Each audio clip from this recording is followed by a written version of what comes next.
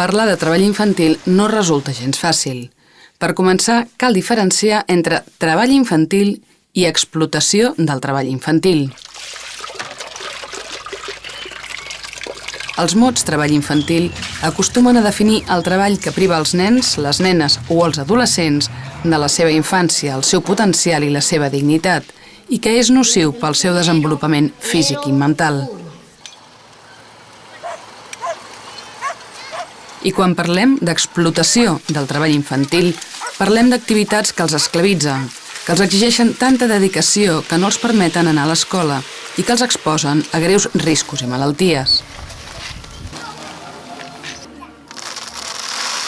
Fa una dècada, un moviment mundial integrat per grups que representaven el moviment laboral i el sector més ampli dels defensors dels drets humans va emprendre una lluita contra la globalització del treball infantil.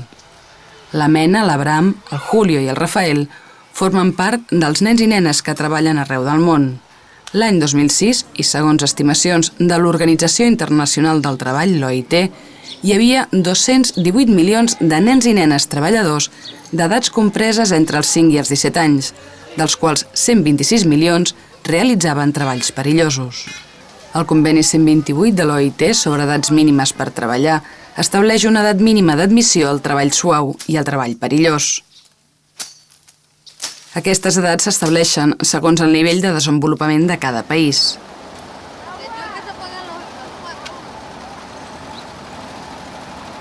Per exemple, segons aquest conveni, en els països industrialitzats, l'edat mínima d'admissió al treball és de 15 anys, l'edat per als treballs suaus és de 13 i l'edat per als treballs perillosos és de 18.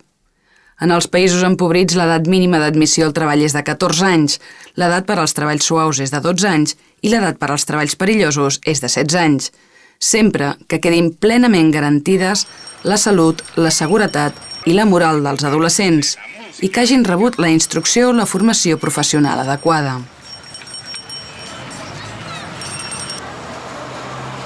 També són molt diverses i no remunerades les feines que els nens i les nenes realitzen.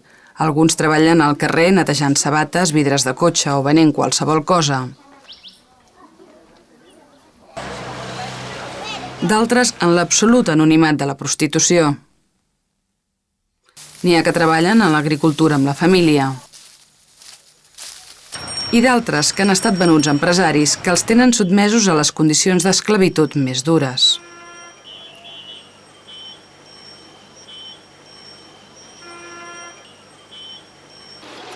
Treballen en mines i pedreres, en la producció de sabates, roba, joguines de plàstic, pilotes de cuir, catifes, maons per a la construcció. I una gran majoria, sobretot en el cas de les nenes, en la invisibilitat del treball domèstic i en la cura dels germans.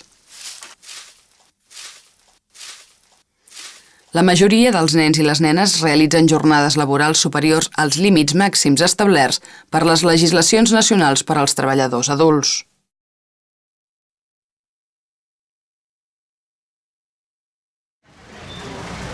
El 90% dels nens i les nenes treballadors entre els 10 i els 14 anys perceben una remuneració igual o menor que el salari mínim, és a dir, a l'entorn d'un 20% menys del que guanya un adult amb 7 anys d'escolaritat, o bé salaris inferiors, o fins i tot se'ls paguen espècies.